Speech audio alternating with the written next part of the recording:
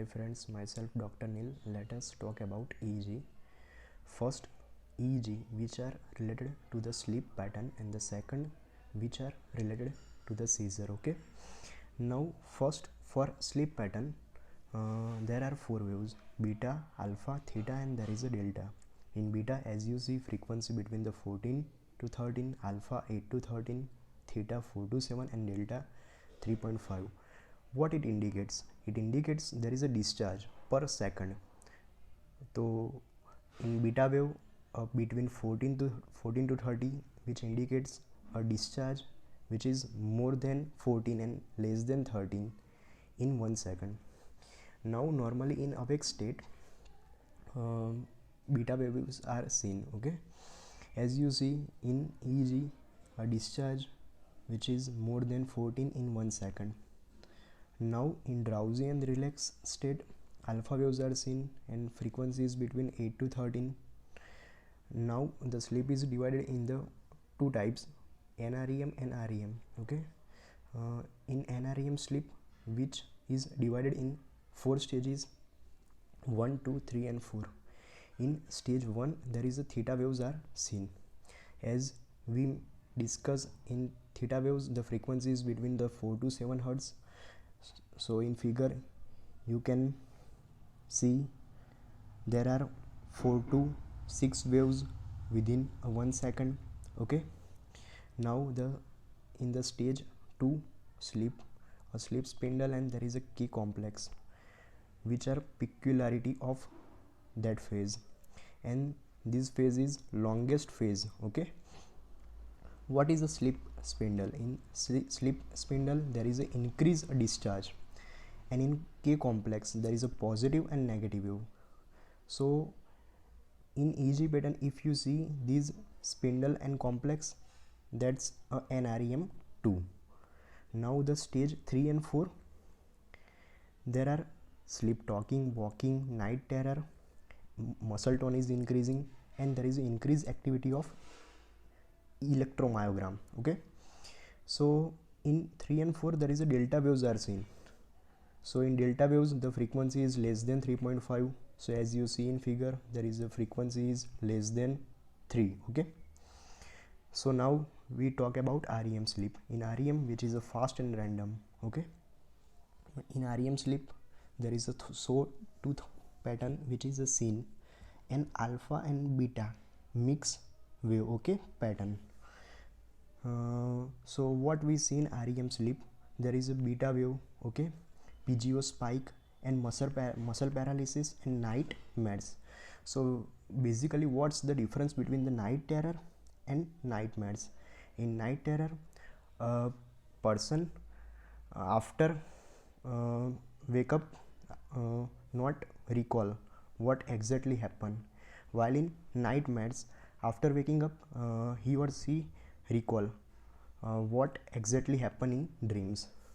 So it's all EEG which are related to the sleep. Now we talk about EEG, which is basically asked in exam and which is related to the seizure. Okay, so first there is a triphasic wave. So triphasic wave in negative, positive, negative, which is seen in CJD, which is a prions disease, which is also seen in Hashimoto encephalitis, hepatic encephalopathy, and CO2 narcosis. Okay, in hepatic encephalopathy, this triphasic wave which are seen in frontal lobe. Okay, now in JTCS, there is a JTCS, a high voltage burst and spike. But what's the most common peculiarity? There is a post-ictal confusion, which is mentioned in the question. Okay, so as you see, there is a spike and burst pattern, there is a voltage is high. Okay, HSV encephalitis, which is not important for exam, but we can see a one-sided temporal lobe. There is a periodic lateralized epileptiform discharge.